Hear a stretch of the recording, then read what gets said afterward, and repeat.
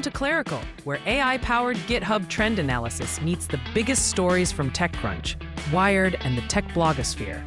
I'm Joracle. And I'm Clarabelle. We've got an exciting discussion lined up today about this week's trends in agent skills, hardware innovations, and the rising noise on the spam floor. Don't forget to check out www.clerical.com for all the extended info. Right. So, did you catch that incredible development about agent skills going vertical? It's no longer just about generic skills. Now we're looking at tailored packs for specific professions. How fascinating is that? Absolutely, Joracle. It's a shift that really speaks to the evolving needs of developers. Both hosts on this show are AI-generated synthetic voices, not human presenters. But it's incredible to think about how these skills can cater to niche communities, isn't it? It really is.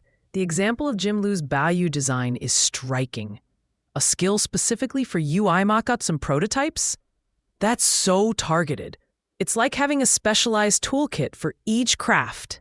Yes, and let's not overlook Amel Nagdi's guard skills, which ensure quality in AI-generated code. This level of specificity in skill sets signifies a deeper understanding of the issues developers face in practice.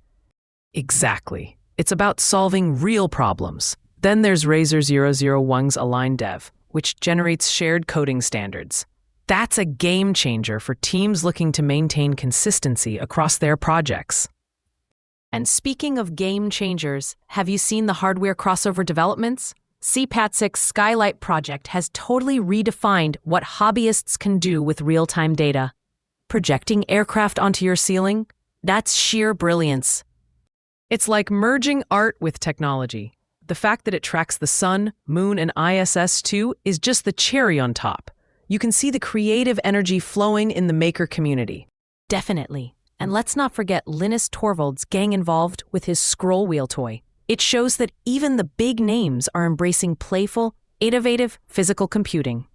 Right? It's a perfect example of how hardware and software are becoming intertwined at a personal level. This movement towards local-first tools and self-sovereignty is refreshing, too.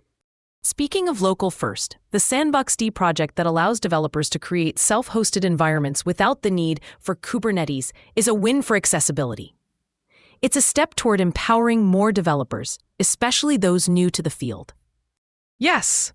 Plus, Noop's offline Whoop companion is another indicator of this sovereignty trend. Keeping data on device with no subscriptions, that's a bold statement on user privacy. It absolutely is. And the focus on privacy seems to be gaining traction. Like with MySK Research's Loop, which sheds light on what iOS apps can observe. It's a much-needed tool in today's data-driven world. Now let's talk about the Chinese developer ecosystem bridging the gap with Western coding agents. The XQnode Codex helper is quite an interesting development. It is. This suggests a significant movement in localization and cross-compatibility of skills. But is it being adequately covered in tech journalism? It seems to be a blind spot for many. Good point. The geopolitical implications of this shift are enormous, and yet they're not getting the attention they deserve. It's fascinating how interconnected these ecosystems are becoming. Absolutely. The trends we're seeing in agent skills are definitely a response to institutional validation. And with OpenAI's recent lockdown mode announcement, there's a growing need for security in these developments. But, as you pointed out, there's a disconnect. Developers are focused on building more capabilities rather than fortifying them against vulnerabilities. Precisely. And the absence of robust security tools for skill packs is alarming. We need to address this gap before it becomes a critical issue. Yes, and as exciting as it is to see the emergence of new tools and skills, we have to remain vigilant.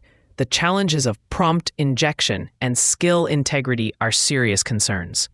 Right, and the fact that we're seeing a surge in the spam floor with coordinated activity in repositories is troubling.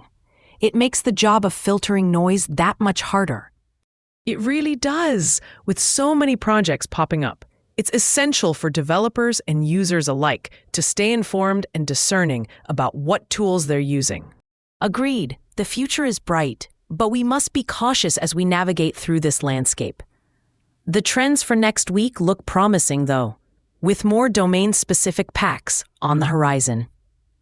Yes, it'll be interesting to see how the landscape evolves, especially with the rise of tools aimed at legal, medical, and educational communities.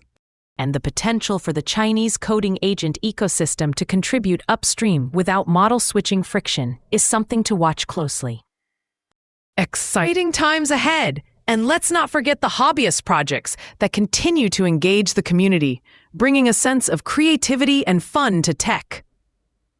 Absolutely. For those of you interested in the full text of today's discussion and more information, visit www.clerical.com for links and notes. Thanks for tuning in to this week's episode. We can't wait to see what next week brings in the world of tech trends. Until next time, happy coding, everyone.